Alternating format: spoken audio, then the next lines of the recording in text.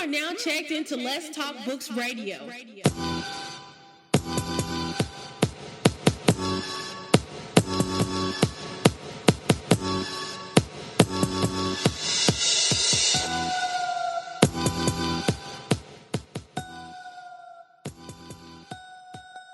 Welcome to Lez Talk Books Radio, a show dedicated to Black lesbian literature on Tuesday nights, hosted by myself, Stephanie Allen of BLF Press, and Lauren Sherrill of Resolute Publishing.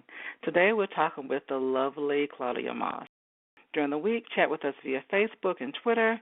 Just search Lez Talk Books Radio or shoot us an email at leztalkbooksradio@gmail.com.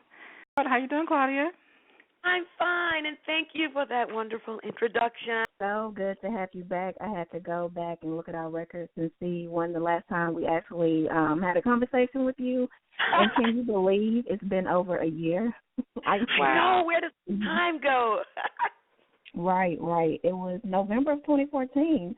So I definitely want to kick off the show by asking you, what's been up with you for the past year. But first and foremost, happy birthday. You just recently celebrated a birthday. Yes. Oh, yes. I recently reached the fantastic, fabulous, and fine age of 58. Yay! And wow! You know what? I would have never, ever thought that you were 58. Black does not crack. Let me just say that. Yes. And with that comes just this infused energy that says, oh, yes, baby, all the world is a stage. So let's get to the different parts of the play, honey. So, yes. All right. That's cool. Did you do anything special for your 58th birthday? Oh, my gosh. Yes, I first I exercised and enjoyed just being in my body. Yes. Then I got with my sisters who were here, my 3 sisters, my niece, and we just had a great time and laughed and talked with my son and other family members and ate and enjoyed just that family camaraderie. And then from there, I said, hey, let's do a video. And I shot a video for my Claudia's Universe. No space between those two, and I've got to edit it. But it dealt with one of my favorite writers, Toni Morrison, that I'm going to read and discuss her last book, God Help the Child. Because I do follow you on social media and your blog as well. I can't say in the last year you have updated your blog. It was really good. Yes, honey, I put new clothes on it, updated it, did a facelift and everything. And I said it's time to take this blog to new heights because one of my mottos this year is to embrace all of Claudia on all of my social networks. So I decided, yes, I'm going to open my blog up, not just for my writing, but for everything else, beauty, fashion, inspiration, writing, prose, poetry, the whole gamut. ClaudiaMoss.com. Okay. Oh, yes, thank you. Yes, I did. I made that change, too, as Mariah Carey was singing in one of her recorded concerts, and I love to listen to. You got to make that change and believe in yourself. So instead of www.claudiamoss.wordpress.com, I upped that, too. Well, I was just going to mention that I really enjoyed seeing your fashion posts. I love the off-white you had on the other day. And I think yesterday or the day before yesterday you had on black. I'm like, go on, get your bad self. You know what? You know how your parents or grandparents, I don't know, I used to say, when you get to a certain place in life, you just make no apologies. You just step on out on the stage, do your thing. That's what it's like. What I say to me, do your thing, girl. Do your thing. And Stephanie, the thing I like about it is that with the fashion beauty blogs, people will come from all over the world because, that's how grand fashion and beauty is. And they'll like and talk because it's young, old, age doesn't matter when you say, oh, I like these brushes, girl, I have a brush crush too. And there it is, that universality is right there. Well, people love to look pretty. They love clothes. They love to look nice and smell nice and dress up. So people can just identify with that. I think this past year I started wearing a little bit more makeup, which I've never done. I always lipstick, but I was like, well, okay, I can beat the face just a little bit, and I kind of enjoy it. I still don't do a whole lot because it's just work, but I kind of enjoyed it. So I appreciate it. I do. I enjoy seeing what you come up with next. Oh, thank you. I'm so glad that you said that. Mm-hmm. Yes, thank you. I beat it because I'm here. I beat it when I don't have anywhere else to go but the bathroom to take that selfie. I beat it because it's a palette, honey, and I said, oh, my God, this palette belongs to me. Today this is going down. Yes. I beat it because my father used to say, okay, no makeup. We're not going to do makeup yet. I beat it for all the years I didn't do makeup, honey. I for a long time, I didn't do the full face. Now, everybody knows what kind of gifts to get me. I'll just put it like that. All right. Well, let's switch gears just a little bit and talk a little bit about the anthology that we have coming up. So we want to ask you, at least I want to ask you, what made you decide to submit to our Lez Talk anthology? We're really excited that you submitted a couple of pieces for us. Thank you. And just tell us a little bit about why you thought it was important to do so. I think lesbian voices in literature on quality stages ought to be heard front and center stage because it's just a beautiful arena to create that voice, to create that story, to show the love, and to let people know that it is viable, it is exciting, it is electric, like all other voices to be put there in literature. And I was so glad that you all created the stage for us to offer our stories to and enjoy that. So I was so glad when it opened and you were your usual selves, cordial, welcoming, yes, this is what we're going to do.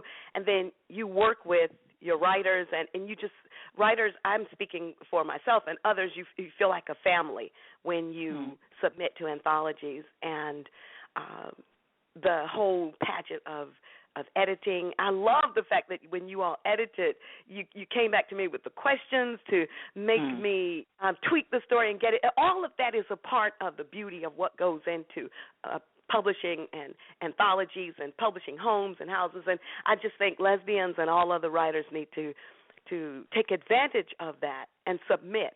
And don't keep your gems in a drawer. Take them out, polish them, flap them, and get them out there. I love that. Don't keep your gems in a drawer. Now, Claudia, with this anthology, we did limit it to short stories. And so I just want to pick your brain about how you kind of feel about short stories versus novel writing, because you have written novels in the past, most recently, If You Love Me, Come. I love short stories because to me it seems as if short stories get you ready for longer stories, and you can isolate those characters in that situation and make them dance across the stage of that page.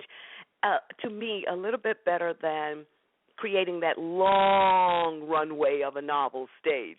And sometimes you're stunted a little bit along the way, and you wonder if this page block or the Snow White image of that screen is going to fill with the story. And that story writing is such a short, nice pirouette of a spin. And I've always loved short stories. I've always loved creating those characters for just that little tiny spell of time. And they just give me the wherewithal to keep going. So I was so glad it was short stories. And I have so many short stories. And I love the fact that you can take a short story and dress it up. Make it brand new. Give it a different situation. Pour a little more life into it. And there you have it. Right. I like how you said isolate characters. I know, just speaking for myself, it's an opportunity to, like you said, just really hone in on the people, these people that you create in your head and really get them out. Oh, my God. That's a great point.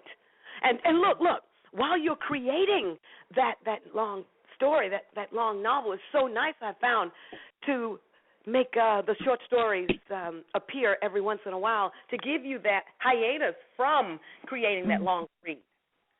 Right, right. Definitely. Yeah, I remember when I was in school, one of the things that one of my professors said was, people don't write about short stories. We don't write about those, because that's what I was working on at the time, writing about some stories. And I thought to myself, I said, well, I'm not sure if that's true, because even when we were in high school and junior high school and we did our English classes, we all read short stories. I can remember so many of them from when I was a kid. So I think a lot of us cut our teeth in terms of reading literature on short stories. And so for me, I've always just been drawn to them. As much as I love an epic novel, I just really love the short story because it does what it needs to do in that 30-minute space of time, and then you're done with it. Sometimes you want more, but most times you feel satisfied when it's over. You're done with it. And the whole goal was to be finished at that point and to move on to the next story or to something else. So I just have a special place in my heart for short stories. I just always have. Oh, my God. That's a very good point. And even if you reflect on those short stories and decide what you've learned, what you're going to take away, that it still has done its job. And it did its job for me recently, because I love short stories as well. It did its job recently when I thought about Frank Stockton, I think that was his name. Oh, my God. It just popped into my memory. His short story, The Lady or the Tiger. Do you remember that short story where you commit a crime and then you get two doors, and in the short story, the convicted person has to open the right door, and he or she does not know what the right door, which one it is, and if you open the tiger, oh, well, the universe says you're guilty. And if you open the door of the lady, the universe has forgiven you, and you have. And that short story, I didn't even realize it, was driving a poem I wrote recently where the persona in the poem has to open a door, and the tiger waits instead of the lady. The short stories, they're with you. They're with you in your locks and your curls, and they come out at the most unexpected times, but they're there. So tell us a little bit about, I know that you mentioned that you love anthologies, and I know that you're working on one still to honor the heart women's stories of rape. Could you talk a little bit about some of the challenges that you face with that? I know you've been working on it for a little while. Yes, I have.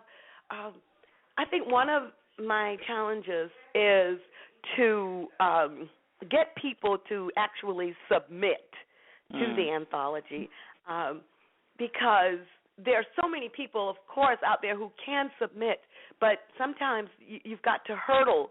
The writer has to hurdle different things within as far as, do I want to expose myself, and how much do I want to expose myself in this piece?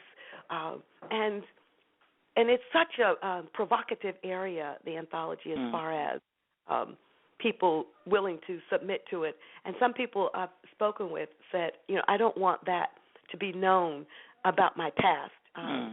So I just want to bury that. But the voice is so important. And one's voice, one's story is imperative. And it lifts not only the writer, but those who must hear it, because their soul's journey is to hear it. So you've got to be willing to write for whatever particular anthology. But this one deals with the kernel of rape.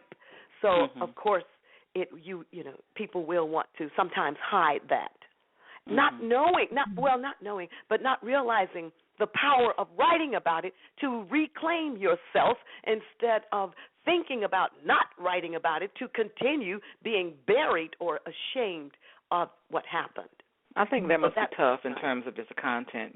That's just such a sensitive topic that lots of women don't want to share, and that's completely understandable, but there is the option of writing about it under a pseudonym, so that nobody knows that it's them, but still having that bit of catharsis to get the story out if they wanted to tell it, without people ascribing it to themselves, so there's ways around that if they're interested in actually telling the story. Yes, and that's a great point, too, and one or two of the writers inquired about that with me, and I said, yes, of course, if you're not comfortable with using your name, definitely use the pseudonym. So, yes, but you know what, Stephanie, even with that, I found that I would still have to, from one person to another, encourage people, because sometimes even if they think that they can step behind that pseudonym, they are yet there behind that pseudonym and thinking, oh gosh, what if someone learned that this was, my name? You're still dealing with hurdling certain things. But you're right. And those are the type of things that I've got to look at to bring that anthology to fruition. And here's another one. Being willing to put myself out there as much as asking other people to put themselves out, because that's what you do when you put yourself out to write about something, to give voice to something.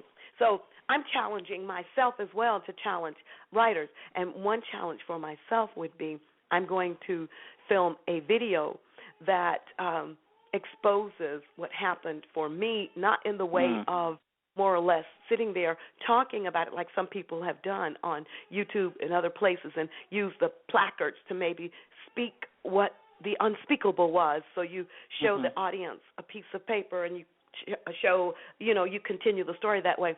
I want to do it. I'm going to do it in the peeling away of layers, like when you're dressed and you're sitting there, because we're dressed before the world. And oh, heaven forbid nobody get naked or darn near close to naked. So I want to peel away the jewelry, clothing, until I'm down to the pretty underwear. The underwear that's probably more wear than some people's bikini on the beach. But peel away to the underwear to let people know you've got to, like an onion, peel away these layers to free yourself. Powerful imagery. That's powerful. Yeah. Claudia, it's interesting that you said you're going to use YouTube as a platform to kind of spread the word about this anthology, or not the anthology itself, but the heart, the message behind the anthology.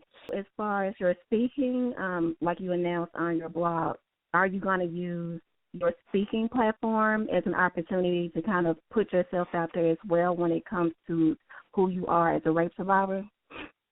Yes, absolutely.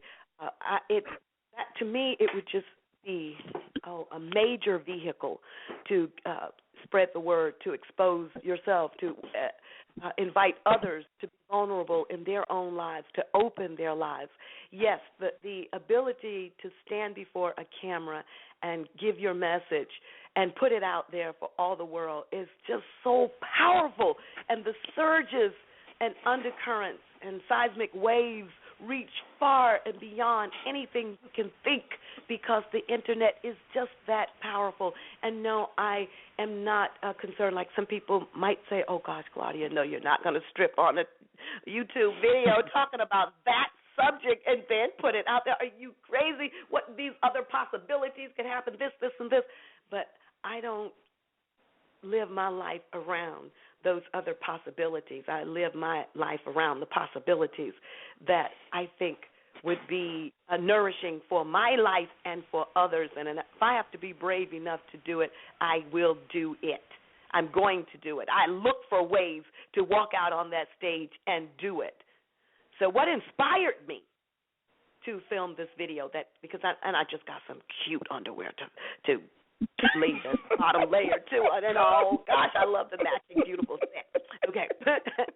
You got to be cute under there.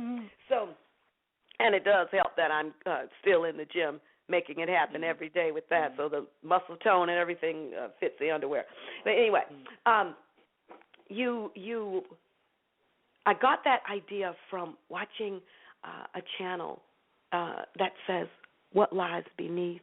It was just so powerful, and I got caught in that channel, and it was like sticky paper, and I was a fly, and I could not get off that paper, and I watched it for weeks and weeks.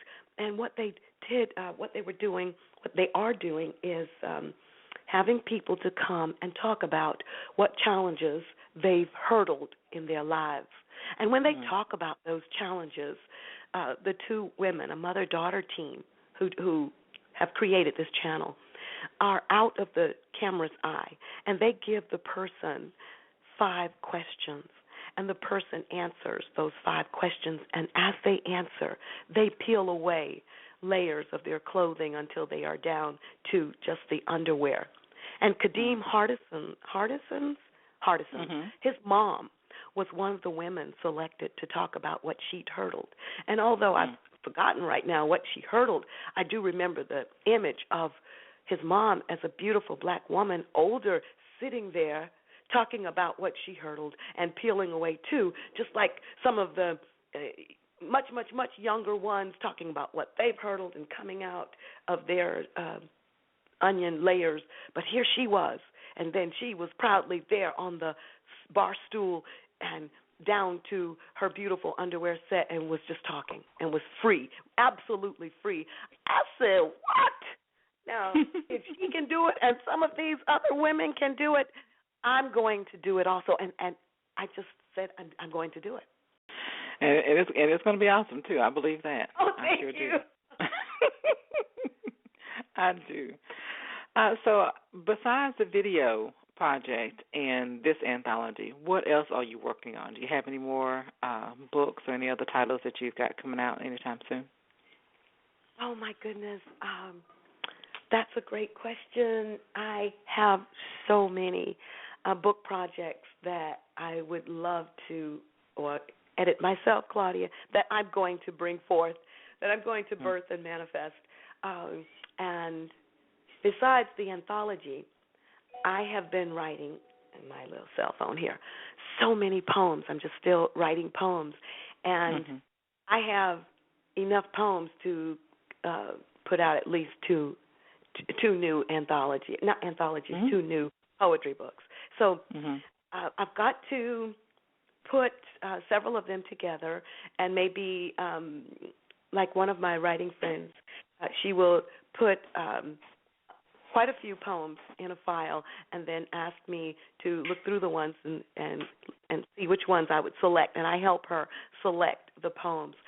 And I want to put something like that in motion, select a few people and say, which of these would you select? And maybe put out 50, what do you think, 50 to 70? I don't know, because I have so many. That would make a good number for an anthology. I know not too many. You wouldn't want too many, but a nice size so that people feel that they are poetically full.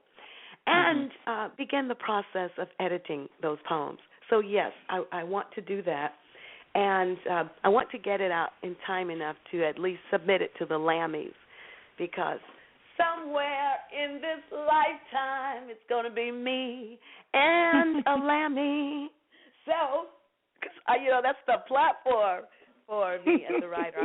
I want to stand on that stage and say thank you so much for this, Lammy, and other stages. So that is one. And, gosh, I have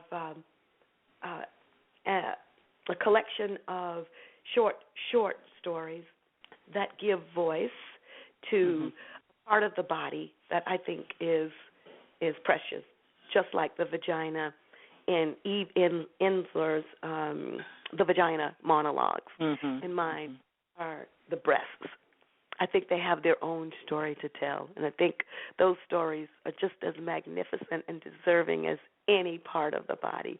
So I'm in the process of finishing that and telling myself in this new year of energy, don't let those lights flicker under whatever bushel basket that they're still there glowing under. Go back and finish. You have the gift of life.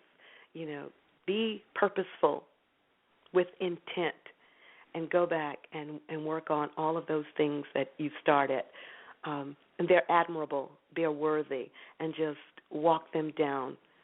One conviction, delightful conviction at a time. And another thing is not to let all of my projects just overwhelm me and say, I'm just prone under all this. I don't know. Perhaps I'll just start another one. No. Spending your energy in the wrong way. Go back and nurture. So that's what I'm going to do. And having said that, I'm going to go back and lovingly nurture Not Without Passion, which is the third novel that I'm working on. And I love it. And I love the way that the universe whispers to me, Claudia, you've got to go back and finish that while you finish all the others. Make time and room for that as well. And it's not done in a way that says, you haven't done that yet? What? What are you waiting on? And all of the ways that sometimes we chide ourselves for not having gone back to finish something. But I love the way the universe does it in someone else's voice or something that you've read or in a song. And they're like spiritual hunches that take me by the hand delicately and lead me back to myself in my various areas of creativity. Well, I look forward to it because when you bring it, you bring it. When you write, you write. So I know it'll just be something to relish in for sure. Oh, thank you so much. That reminds me of Gaslight is an ebook that the Lambda Literary Foundation published recently, and it is a compilation of the 2014 Lambda Fellows who participated in the Lambda Writing Retreat, and I participated that year. And we finally published the anthology of our work. So one of my writing friends read my piece in that and said, "Oh, Claudia, that was beautiful. I love that. Oh, my goodness, that was your best piece yet." And she was just going on and on and on. And that's the universe again saying, "Okay, girl, go on back and finish that novel so you can continue shining. You hear it from somebody else. That's me speaking. Go get it." So, yes, thank you. I love that. The genesis for the work, I love that it's making me think about the different ways to spin the story, and I love the whole idea of going back to sit in the milieu of a novel, which is just so different from anything else, to just create, to allow, which is one of my catchphrases also for 2016, not to really make it happen, but to allow it to happen. And when you allow it, there's so many things that come up in your experience in writing a novel. So many things that you might not have committed to paper to say, in this outline, I'm going to make sure I cover this, or this character description is going to be sure to cover this. It's just something out there on the periphery of the whole being of Claudia Moss that waits to say, this is a great point to slip this in. You thought I forgot about that. Here, do this. And it leaves you as the writer mesmerized to realize all over again that it's not just you and that laptop or you and that pad and that pencil. It's you and everywhere else you've ever been on this journey, whether you realize it or not. You're part and parcel of everyone you've ever met. As Shakespeare said years and years ago, you are. And that those parts and pieces come up at the most beautiful and most opportune times. So, yeah, there you are. Thank you. And I'm just so looking forward to whatever it is that you come up with next and all of your projects, and I just can't wait to read them, and I'm sure Lauren feels the same way. Well, it has been a pleasure talking with you tonight, and we wish you and our listeners a wonderful week. Don't forget to talk back through social media and spread the word. And, Claudia, we will talk to you again soon. Thank you, ladies. Thank you so much. I love you, and I appreciate you.